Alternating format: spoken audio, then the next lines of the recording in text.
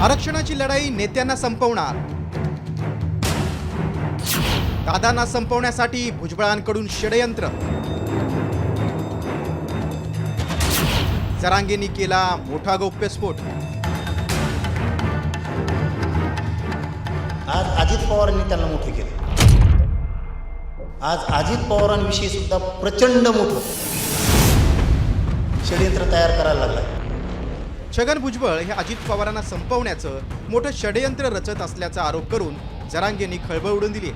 Form हाऊसवर झालेल्या बैठकीत अजित पवारच नाही तर फडणवीसांना अडचणीत आणून जुना हिशोब चुकता करण्याबाबत चर्चा झाल्याचा दावाच जरांगेंनी केलाय.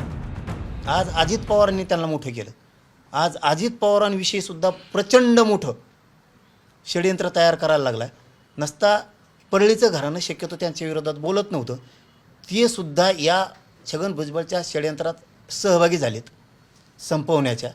आता ह्या अलिबाबानं अजित पवारनी मोठं करून सुद्धा आज अजित पवार संपवण्याचा घाट यांनी 2-3 जणांनी मिळून आता आतून सुरू केला आहे. एवढंच नाही तर भुजबळांच्या राजकीय बंडाचा दाखला देत भुजबळांनी बाळासाहेब ठाकरे आणि शरद पवारांचा घात केल्याचा आरोप जरांगेंनी केला आहे. यापुढे जात आता भुजबळांसह मुंडेंच्या निशाण्यावर अजित पवार आणि फडणवीस असल्याचा गौप्यस्फोट जरांगेंनी केलाय.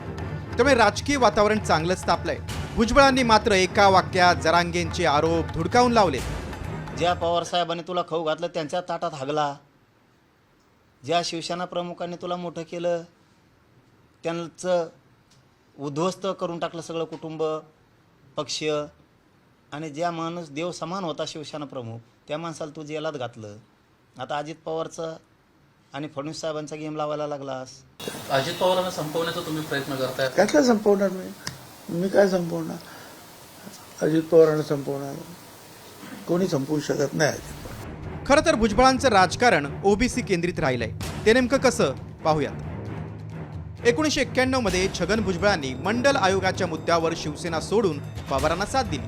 तर 1999 मध्ये राष्ट्रवादीच्या स्थापनेनंतर भुजबळांनी पवारांसोबत काँग्रेसला सोड चिठ्ठी दिली. तर त्याच भुजबळांनी 2023 मध्ये शरद पवारांची साथ सोडून अजित पवारांसोबत राहण्याचा निर्णय घेतला. त्यानंतर सत्तेत असतानाही भुजबळांनी ओबीसी आरक्षणासाठी एल्गार पुकारला. पुढे त्याच भुजबळांना नव्या मंत्रिमंडळातून बाहेर ठेवण्यात आलं. त्यामुळे भुजबळ विरुद्ध अजित पवार संघर्षाच्या खमंग चर्चा रंगल्या.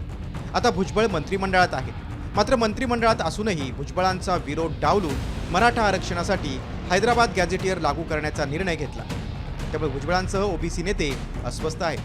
दरम्यान भुजबळांकडून गोपीनाथ मुंडेंनी मांडलेल्या ओबीसीच्या पक्षाचा मुद्दा छेडला जातोय. त्यामुळे अस्वस्थ भुजबळ सर्वपक्षीय ओबीसी नेत्यांची मोड बांधून अजित पवार फडणवीसांना धक्का देत नवा पक्ष स्थापन करणार का, यावर आगामी काळातील राजकीय समीकरण स्पष्ट होणार आहे. ब्युरो रिपोर्ट, साम टीव्ही न्यूज.